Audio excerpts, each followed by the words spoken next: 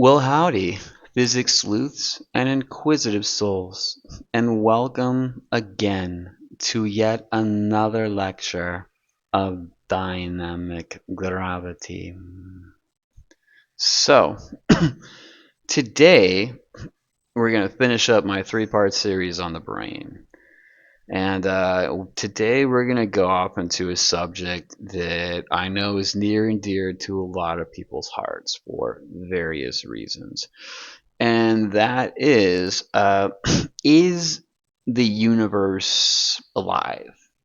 At least in the same way that we can understand in any reconcilable way that is similar to how our brain operates and gives us life. Is there also some similar process going on in the universe as a whole where it's also doing that? But first, you know me, before I get all cray cray and start jumping naked and head first into rabbit holes that go God knows where, I'm gonna have to get lit. This is the way I am. It's what I do, bro. I can't help it. Some people call it an addiction. I don't even care enough to call it anything. It just is life. It is what it is. Don't waste it.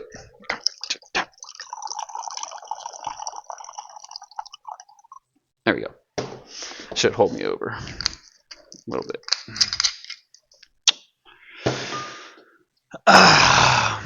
Now, is the universe alive? And this is a question, because whether you're an atheist and you don't believe in God or supernatural things, you do believe in science, and science does believe in brains and how brains operate and stuff, and that's, a given.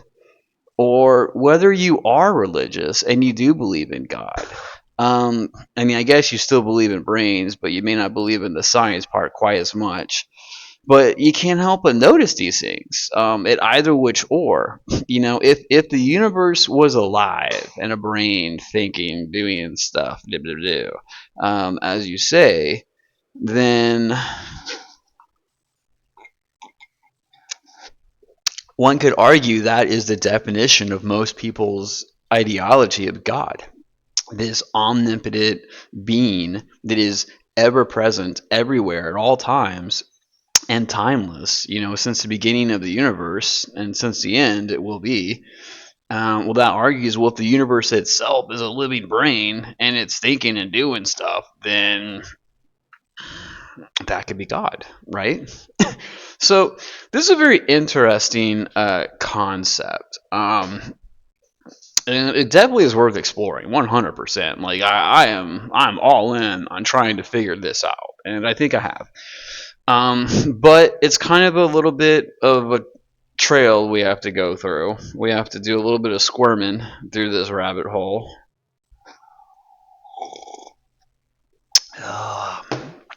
to get where we want to go. But don't worry, that's why you have a guide like me, so you don't get lost. So let's go. Let's begin. Let's do this. Ow!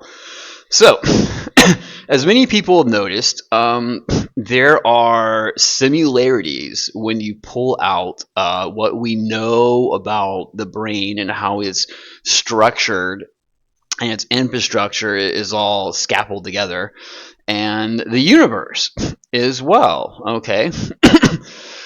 um, Brain cells, these are the brain cells, right? Like these little individual brain cells, making little axon connections, going out here, this part of the brain to connect, make little, connections to do this, and to have their little electrical impulses being sent from here here to here. It goes, or vice versa. Depending on, I guess, how it's the wiring's scaffolded. And so, we know that in the universe, there's a lot of hydrogen gas, there's a lot of plasma, there's a lot of ionization, there's a lot of ionized particles, there's a lot of radiation, there's a lot of magnetic fields and electric fields. It could be sending electrical impulses or signals along these little tracks of blah blah blah blah, of hydrogen gas filaments, or what they're called, of hydrogen gas, kind of linking the two galaxies together, especially showing the strongest path, I guess a geodesic of sorts, in between the two galaxies of the strongest path of gravity. There's all sorts of things you can learn and glean from this information, right? And no matter what we do, people they can't help but keep coming back to this, noticing that this is a thing. Brain cells tend to be modeled after galaxies in the universe. Okay, at least superficially, you know, symbolically almost. But are the galaxies actually sending signals, electrical signals, or even you could say gravitational signals, signals of any kind, really, any sort of energy that is traveling along these filaments and passing information from one galaxy to another, doing work or doing something somehow, as neurons do, between neurons in the brain. Okay. We go more. It just, this is what people believe. Okay, they believe the universe is alive. Okay. And the final one, yeah, brain cells, universe. And you can see the filaments, very long, stringy, almost like cobwebs being strung out as the galaxies are expanding away from each other due to dark energy, which I completely answer in numerous episodes years ago on my channel. If you are curious about what's going on with gravity, I'm the guy that figured it all out. That's me. I'm the one. But shh, don't tell anybody. They haven't figured out that it's me yet. Fucking suckers. Oh, they're going to have a fucking one hell of a reckoning when the day comes. About 9 months from now, by my calendar. But, I guess we'll find out. So, is the galaxy or universe a brain? Well, first we have to ask, what is a brain and what do it do? And how do it make the stuff that it make? Like our consciousness, our soul, memories. Animals don't have consciousness so much. I mean, they do, but it's on a much lower level than we do, to where it's not really comparable. And they don't have a soul at all. Zero. God did not give them a soul. They're animals. That's one of the big definitions between animals and a soul, or animals and humans, or any Elohim, anything that God has made. It has a soul. Anything God has not made, like the animals, does not have a soul. Okay? God made us when He came to our planet. Who knows how long? Only God knows. It could have been 100,000 years ago. It could have been 1,000,000 years ago. It could have even been 10 million years ago. Who knows how long ago God first came to our planet? I can only answer you this. It was 100%, without a doubt, long before the first human ever arose in any way possible. Okay? So, we got a human brain right here. Okay? We got our upper mammalian brain, and as we learned, last week, we got a reptilian brain. This is where all of your thoughts originate from, and then they are filtered through your left brain interpreter module, which lies to you, makes you a delusional piece of shit who doesn't believe in the truth because you just want to feel comfortable in your own skin and not want to kill yourself from the uncomfortableness of always being wrong all the time. and then it goes and gets amplified in the mammalian brain, the cortex. So the theory goes for our brain. Now, where my theory kicks in is that you got these signals, right? And it's your reptilian brain is going to here, to drag up a memory, and then it goes back here, and it goes here to look at the moral cortex of how to make this memory come to life, and it goes here to your visual, to make sure you have the room to do the backflip or whatever it is you're going to do from your memory, pulling from your brain right now, and it goes to your movements, and make sure that your body's ready to go, blah blah blah. It just keeps making this long spoke wheel circle of hitting all the various parts of the brain that it's going to need to hit to do whatever thoughts or actions or whatever it needs to do. Anything. Okay. And this constant spoke wheel circle that's just constantly going all these places in the brain. As it does it lights up specific tracks. These specific tracks cause electrical interference with this circle, essentially, of electrical pulses, electro brain waves. Okay, brain waves. They're constantly in motion, all going from this your core, your reptilian brainstem, all these parts of the brain, constantly. Okay, and this constant motion of this circle repeating itself over and over and over, especially gamma waves. Like, gamma waves are extremely high. Like, I don't know, they're super high. They're the highest waves, and only humans make them on any sort of sustained level. You have to have them to think really hard and do math and shit. So, can any other animal do math and think really hard? No, they can't. They don't have gamma waves. They can produce gamma waves. Some animals can produce gamma waves for very short, limited periods of times, but they can't sustain them like we can. We can just sit down and do like calculus for hours straight in our brain, just like nonstop gamma waves. Where animals do not have that ability. Like, it's just not an option on the table. It never was, because God didn't enhance their brains the way he did Australopithecus, our ancestors from like 4 million years ago. All right.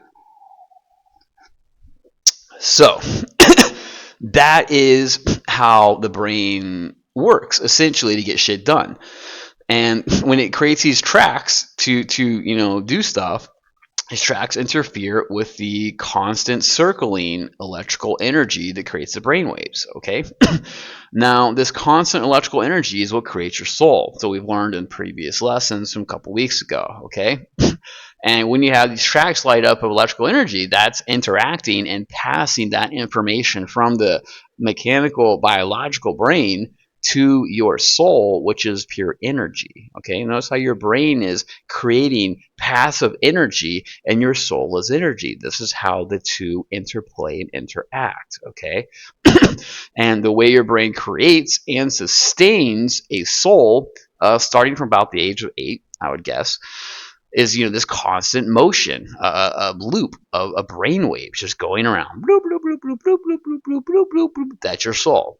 And when you die, this constant loop, which is being held in place by the constant electromagnetic pulses that are being constantly generated, dies, ceases. And now your soul is no longer bound to your brain, and it is now free to egress, bloop, bloop, bloop, bloop, bloop, and go wherever it wants to go. And if you have been chosen by God because you're a good person, God wants you on his team, then your soul gets retrieved and taken to heaven.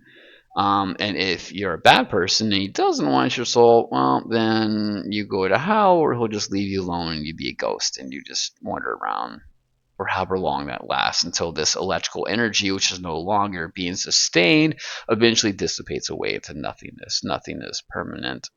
Siddhartha Gautama taught us this when it comes to the soul. There is no such thing as permanence. Everything will wither away and die if not maintained. This is a fact of life. And when you're a ghost, your brain is no longer maintaining your soul. So If God does not collect you and maintain your soul, then your soul will be unmaintained and you'll wither away and die over who knows. My guess is 100 years because you really don't see any hauntings that last longer than like 50 or 60 years. After that, the ghost just seems to disappear and wither away like they never existed in the first place. That's what I think's going on personally. All right. So now that we got the framework for what the brain is doing and why it is so important and how it's creating consciousness and a soul, can the universe does the same thing? Okay. So first let's look a little more into neurons. Okay. So neurons have an axon. An axon is your output. Okay, that's going to send the signal. That's when your neuron triggers, and it's like ah, and it triggers and it sends an electrical impulse down here, which is insulated by myelin, whatever.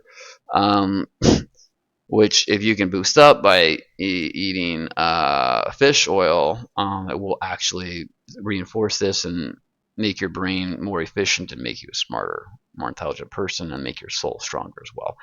Fish oil, omega-13, it's really good for you, for your brain.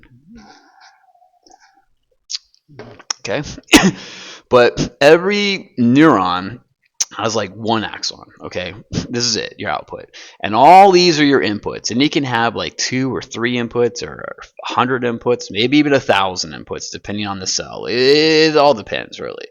But usually there's, let's say 10 inputs. Okay, and then one output, your axon, and then these inputs are acting like an algorithm. Okay, when this one triggers, it's going to let the biological cell know, which is like a biomechanical device that's going to process these signals, and only when it reaches a specific number or threshold or whatever does the algorithm satisfied of the biomechanical cell, and it will allow or create a signal that will then pass it along downstream to other neurons, which will then play that game as well. Okay, well, is my algorithm satisfied? Okay, it is, and we push it along too. And that is how electrical signals get passed. Okay, so if you were to argue that these would be galaxies, right, and these axons would be like the filaments linking, the galaxy would somehow have to be deciding whether any inputs would be sent through or not. Okay, that's the first problem. And that's a really hard one because, as you can see, neurons are kind of a complicated cell. Okay, like if you look, I mean, there's a lot of things inside this. Okay, there's a lot of things here that are essentially, doing various things, but they are performing this biomechanical algorithmic process that's essentially deciding whether it's going to pass a signal along, which is going to essentially make up your brain waves, which makes up your soul. Okay. There is no such mechanism that we know of that can do this in a solar system, which is what galaxies are made up of, or a galaxy as a whole. Now, it's a lot more complicated than a solar system and galaxy, so we can't say we know everything about how, like, electrical fields emanate and are created and sustained and passed along from, electrical fields, whatever, from like, this sector of the galaxy to this sector. So it's totally possible that there could be some freaky stuff going on that we just don't even perceive right now because we don't have the ability to measure any sort of thing in deep space, in our galaxy to get any sort of idea that these things go on, exist, or interplay. But as of right now, we can say we know of no mechanism that could provide this sort of functionality. So already, this theory is looking kind of bad. Okay, this theory is already not treading water very well, but we haven't killed it yet. We haven't killed it yet, but I think you see where this is going. Okay, so we got the Milky Way. Okay,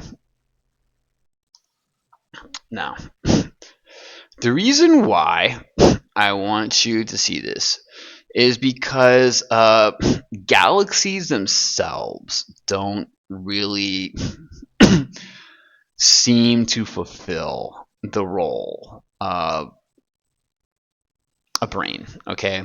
I mean, they always say that these filaments are what resemble the axons between neurons. Okay. So we're going to start at that level and see what we get. Okay. And see what the math gives us. We do have math. I'm going to throw some math at you because I'm an asshole and I'm sadistic. Sorry. But, okay. So the main thing we're looking for here is numbers for our math. Okay. We want to know stuff so that we can calculate stuff, so that we can know stuff. It's like an endless cycle. It never ends. It's yay, physics. Okay. So what we're looking for is a distance. Okay. And it is like 8 kpc parsecs, kiloparsecs, I'm guessing. Okay. And that comes out to be, if I'm not mistaken, 2.4 to the e 22nd meters. Okay. So the distance between the Milky Way and Andromeda is what I'm trying to calculate here, guys. I'm sorry. I'm doing a horrible job explaining this because I'm drunk and I'm stupid, but just bear with me. So we're calculating the number between Andromeda and the Milky Way. And this is because we're assuming this is a typical distance between galaxies. And we really have no reason to assume this is not the case. Everywhere we look, this seems to be about the distance that galaxies play between each other, is between the Milky Way and Andromeda. Now, of course, that can, vary widely when you have something as large, like a sandbox as large as the entire universe. But for the most part, it's safe to assume that this is an average or medium distance between galaxies, so that we can use this number for our calculations. Okay, so we got that. All right, and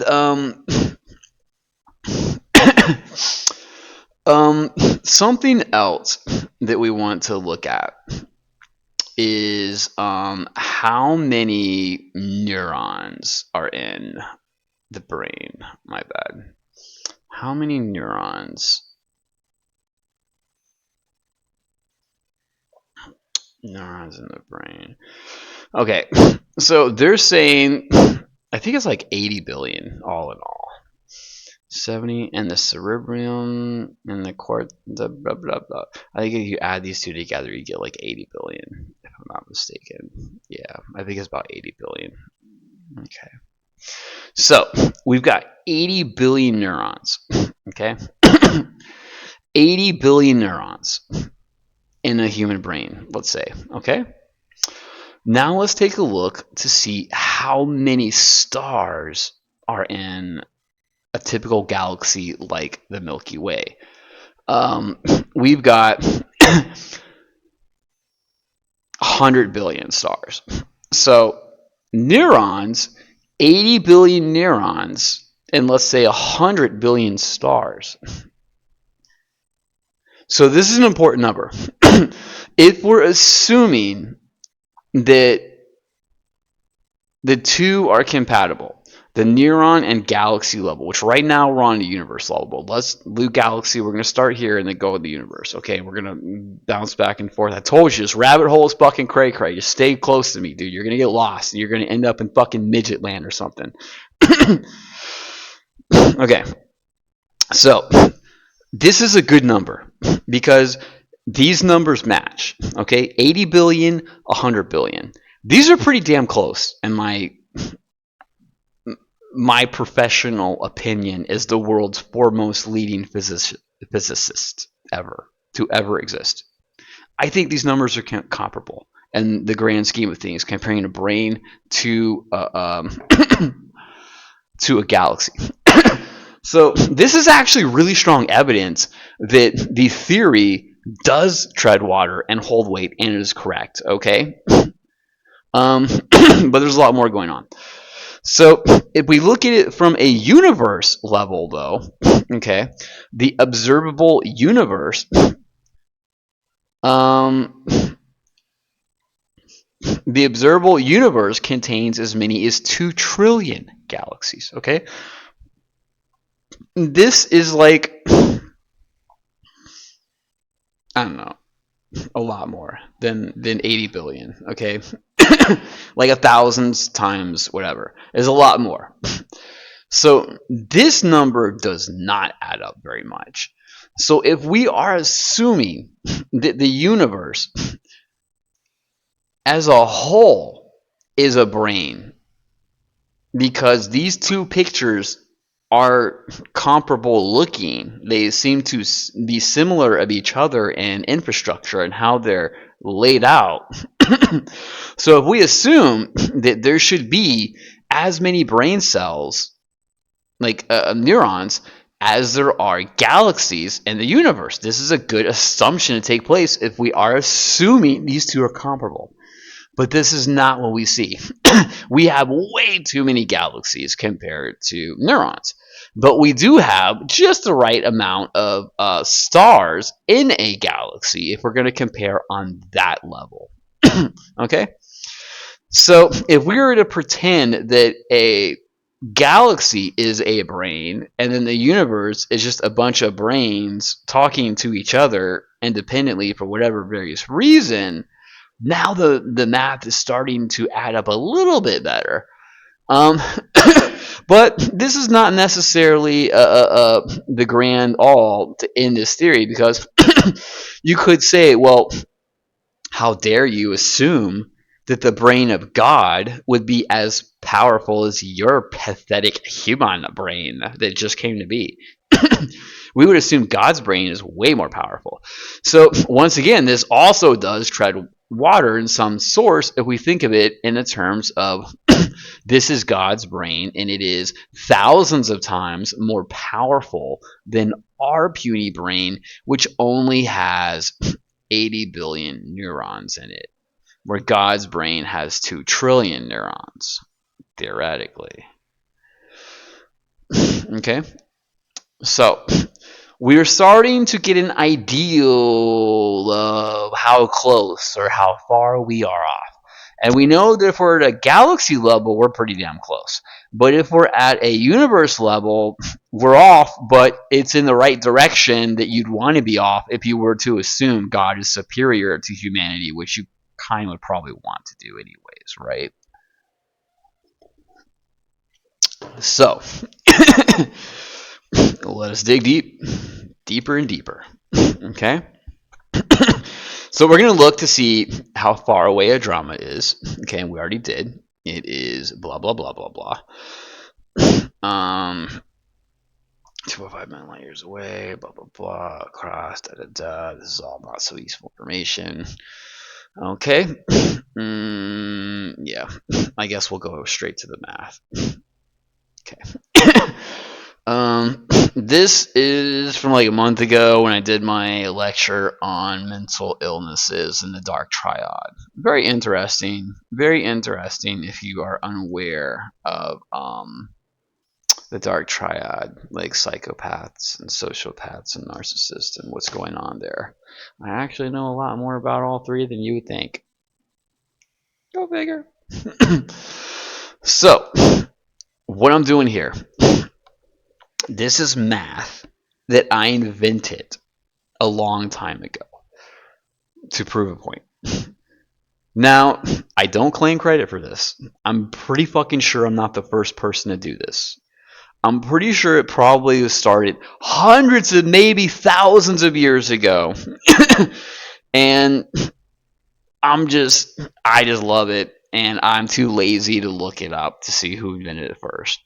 So I don't claim that I invented this, but I do call this math ratioation. Okay, and this is how I personally sift through a lot of shit to find out what's what. Okay, and the way a ratio works is, okay, let's say we got numbers, okay? We want to compare two things, okay? So we're going to need two attributes, okay? So we want to compare like the two densities of two objects, okay? So we're going to need like the mass of object 1 divided by the size of it, okay? And then we're going to equal that to the mass of object 2 and by the size of object 2, okay? Object 1, mass 1. Now, what we're going to do is we're going to divide these two numbers, this number into that number, and this number to that, as they say on each side of the equal zone, okay? And then that is going to give us a number, okay? A value. We'll call this value 1, okay? And then this will be value 2, okay? Now, what we want to do is we want to make this a ratio. So, gonna go bloop, bloop, bloop, bloop. We're gonna do value 1 divided by value 2. Okay? And then because we're pulling this over here, bloopity bloop bloop, and dividing it to cancel out to make the equal sign right, this is now going to be our new term that we're finding, which is x of the ratio. X of ratio, okay? And it's going to be value 1 divided by value 2. And that is going to give us a ratio. Or you could call it maybe a percent. I mean, it's not a percentile, but it's kind of in the way that it tells you that if the number's close to 1, because if these numbers were equal, it was 1 divided by 1, it would equal 1. So the closer these numbers are to 1, the closer this x is to 1, then the closer our ratio is to being true on what we want to find. Okay? 1 is true.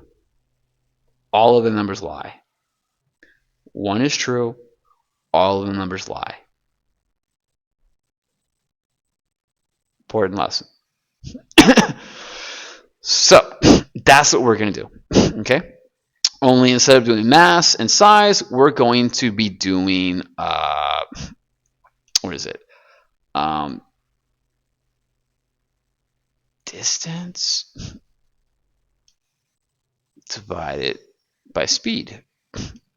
I think actually we're doing speed by distance, but it doesn't matter. You can do either or. If you swap these, they're still equal. It's just they're inverse. So instead of getting a really big number, you get a really, really tiny number, okay? But it will still be just as far off from 1 as the other. So it doesn't matter if you do this one, beep, beep, beep, beep, or this one, beep, beep, beep, boop. You will get a number that is equally just as far from 1, which is a number we actually want. So it tells us the same. Doesn't matter. Okay? Now, when we crunch these numbers, what we get is our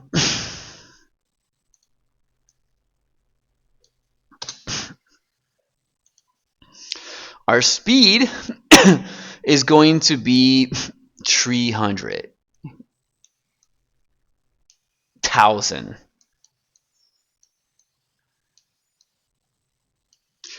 Divide it by distance, which will be 2.4 times 10 to 22. Okay? 300,000 is the speed of light.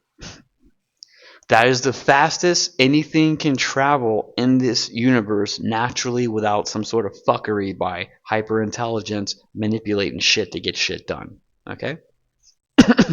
which you could argue God is, but God still is limited to the infrastructure and scaffolding that he is created from. This is a plausible theory that really cannot be denied. Okay? You can say that God has the power to do shit faster than the speed of light. I will grant you that. But you cannot tell me that God's mind has the power to operate faster than the speed of light. I will not grant you that. Do you see where I'm coming from? Two separate concepts. Don't get them twisted. Okay? So, 300,000 is the speed of light, and that is meters per second. Okay? And then we got 2.4 times 10 to the 22 meters. This is the distance between a typical galaxy, between Andromeda and Milky Way. Okay? Now, when we compare these two numbers and we divide them, what we get is diggity dog, 8 to the 29th. No. No. I've screwed this up already. I've done the basic version and not the integral version. I apologize. Okay. Reset. Okay. When I told you about the theory of the ratio, that's not entirely true. Okay.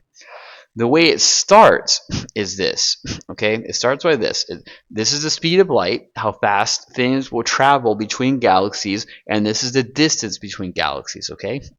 And that is equivalent, we are saying, to the speed at which electrical impulses, brainwaves, travel throughout the brain, which is actually more like 200 miles per hour. It's very slow, actually, very slow, because of biological, biochemical procedures, responses. They just aren't very fast when it has to go like trigger, boop, trigger, boop, trigger, boop, trigger, boop, trigger, boop. It takes time to do that. Where the speed of light is just like bloop, gone.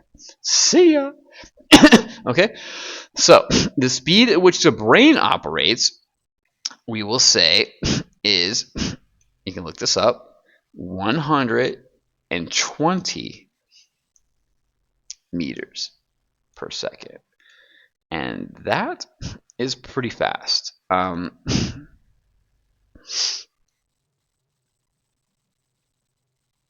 Make sure. Yeah, here we go. Normal conduction velocities. Ultimately, conduction velocities are specific to each individual and depend largely on axon diameter and degree which the axon is myelinated. Remember I told you? Remember when I said eat the omega-13 like fish oil and it will myelinate your stuff and that will make your brain faster? Huh. It's almost like I'm not fucking lying to you. And I know what I'm actually talking about. Okay? Nerve impulses are extremely slow compared to the speed of electricity, where electric fields propagate in the order of 50% to 99% the speed of light. However, it's very fast compared to the speed of blood flow, and myelinated neurons conduct the speed at 120 meters per second, or 275 miles per hour. Okay. So, excuse me, that is going to be the speed at which we're going for the neurons. So the distance that the neurons are between each other in electrical synapse, a gap junction is a mechanical electrical conductor, blah, blah, blah, blah, two neighboring synapses, blah, blah, blah, blah, 3.8 nanometers. Let's just say 3 nanometers. That's what I had before, and, pretty good. Okay. So let's say theoretically 3 nanometers, okay, is the distance between neurons and what they're communicating, okay? So to be clear, what I'm saying is this distance is 3 nanometers, and the electrical impulse travels, sending information from here to here at 120 meters per second. In the galaxy, however, this distance is 2.4 times the exponent to the 22nd meters distance, and it travels at the speed of light. We're saying, hypothetically speaking, as it should probably. Okay. So that's what we're trying to say. That's what I'm trying to say. Now, what we're going to do here, 3 e to the negative 8 meters. Okay. So what we're going to do is we're going to swap these. Okay. We're going to put this 300 is going to go bloop here, and this is going to go bloop here, as we're keeping equal sign equal. And now what we're doing is we are comparing a ratio, okay, between speed and speed of the neurons, speed of galaxies divided by speed of neurons, versus the distance of galaxies divided by the distance of neurons. Okay. Now, these are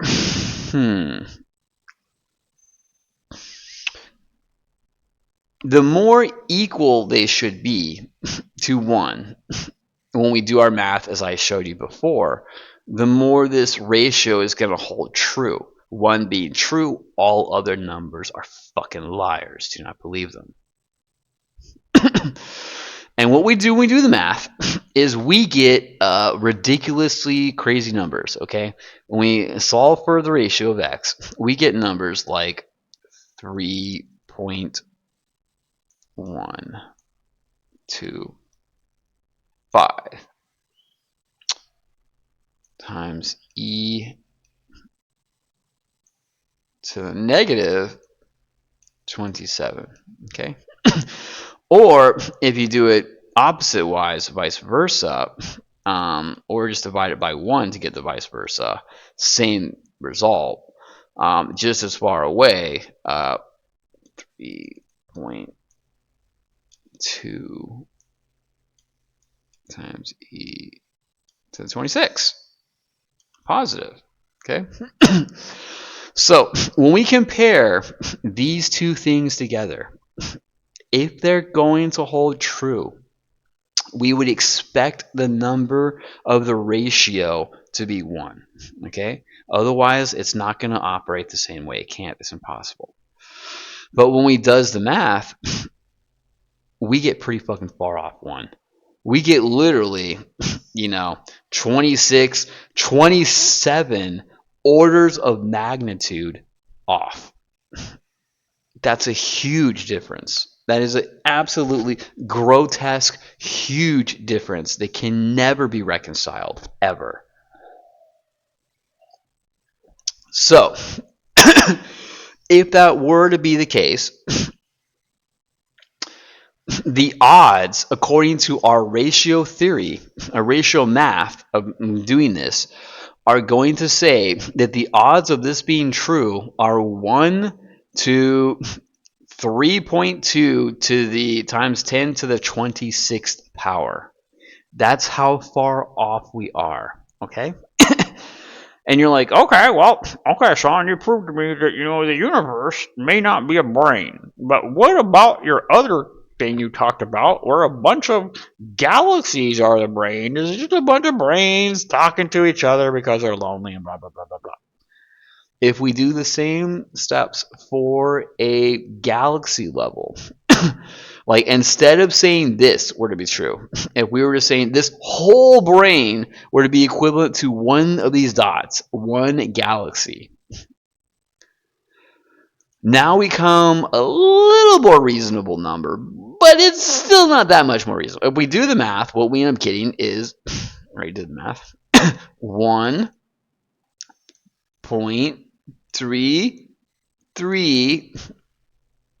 You thought it was going to be leet, didn't you? Not leet. times 10, or E, known as E, whichever you want to do it, 2z24. Okay. So we're like 2 orders of magnitudes better. That's a lot, considering how big this number is compared to this. But it's still ridiculously, incomprehensibly, inconsolably far off. And there's nothing we can do to reconcile these two. It's too far. And to give you an example of what I mean, of why it is too far, why it is too hard to to deal with. These are Hal-Gold numbers, right? I assume that the all the stars were about the same distance Alpha Centauri is from us, about 4 or 5 light years away, which is a pretty good assumption. I mean, it doesn't hold up everywhere, obviously, but if you had to pick an average or a medium, that's not a bad one to pick. Sorry, truth. Okay. But let's pretend for a second. We're fucking pretending again. We're pretending. Let's pretend that you're not convinced and you still think that the universe can be a brain. Okay?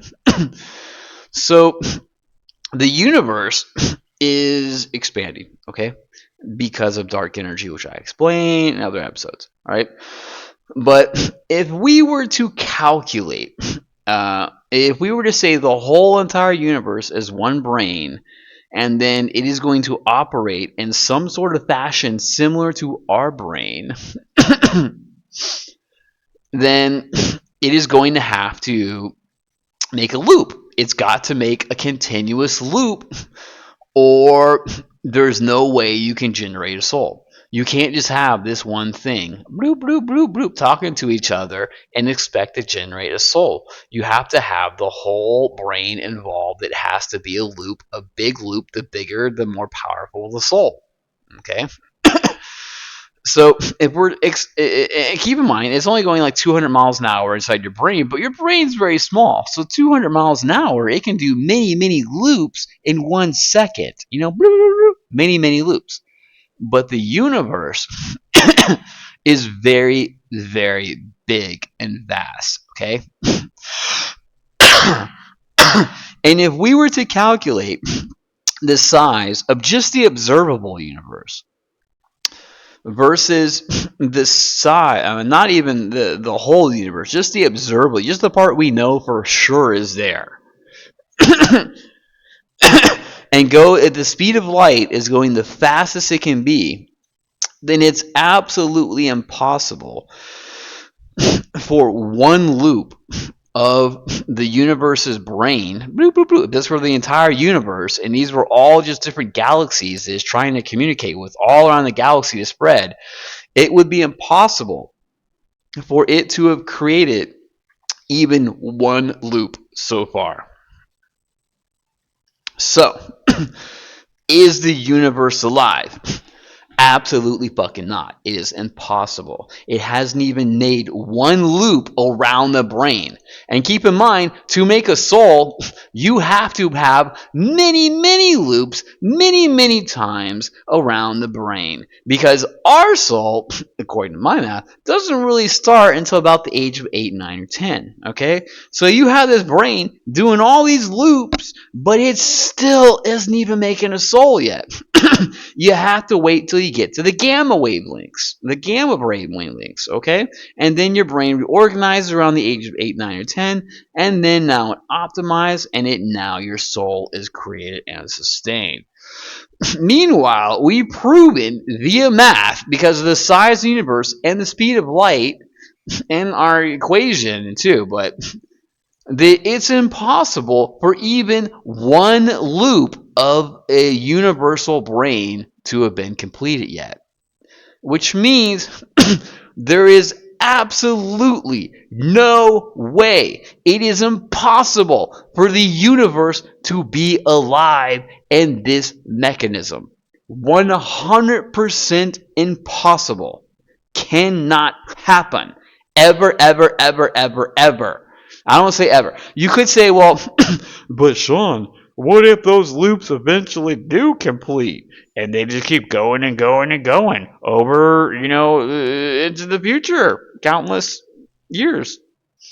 Okay, maybe then if it keeps going on in forever, infinitely, then eventually the day will come when the loops have come enough that it will create some sort of soul for the universe. I do not believe this because I believe density is efficient, and I don't think you're going to get enough density of electrical energy, of brainwaves, whatever, to create the soul. So I'm not buying that argument, but even if you buy that argument, you still have to wait another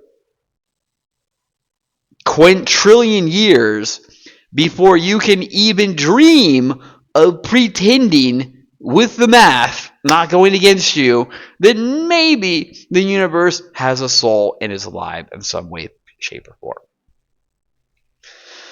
Now, we have completely disemboweled the universal brain like this picture, okay? But as I said to you, the galaxy brain, because 80 billion neurons, 100 billion freaking whatever, it's much more realistic, right? The math adds up a lot better when you're talking about a galaxy, okay? But there are problems with this ideology too, okay? First of all, we are relatively close to the nearest star, Alpha Centauri. I mean, it's 4 or 5 light years away. This is kind of far away if you got to go there. But when you're looking at the light from it, it's pretty close because the light's only been traveling for a few years, right? As compared to light from, say, the other side of the universe, which has been traveling for 15, million years or billion years, whatever the case may be. I forget now. I'm already a tipsy. Speaking of, could use a little bit more. Never have enough until you're dead. You know how it goes. Blah blah blah blah blah.